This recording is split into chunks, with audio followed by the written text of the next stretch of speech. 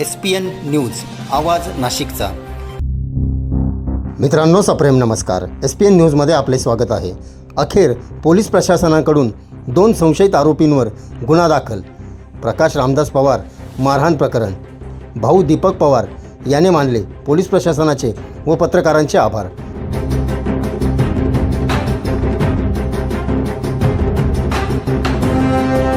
सविस्तर वृत्त असे। गुढीपाडव्याच्या दिवशी रात्री गेल्या 15 दिवसांपूर्वी प्रकाश रामदास पवार या युवकास 2 ते 3 जणांच्या टोळक्याने जबर मारहाण केली होती।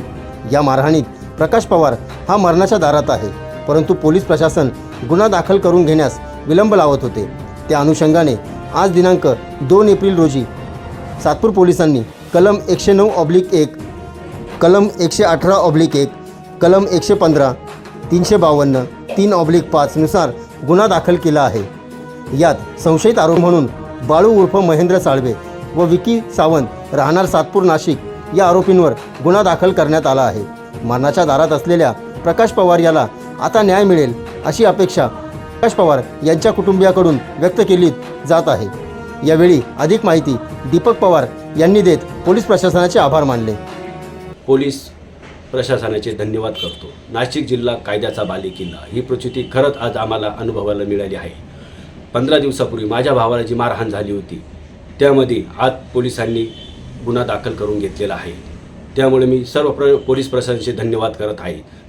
मुख्य कर्तृत्व संदीप कर्णिक साहेब पोलीस आयुक्त, उपआयुक्त किशोर काळे साहेब, पोलीस निरीक्षक प्रकाश आयरे, पत्रकार शशिकांत निर्मळ, पत्रकार संजय परदेशी, पत्रकार जितेंद्र नरवडे यांनी योग्य सपोर्ट करून आम्हाला चांगले योगदान दिले आहे।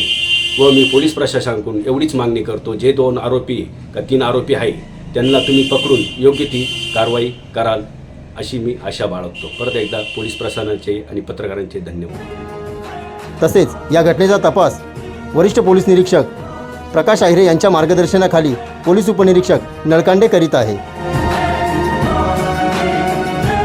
SPN न्यूजसाठी प्रतिनिधी सोहेल खान।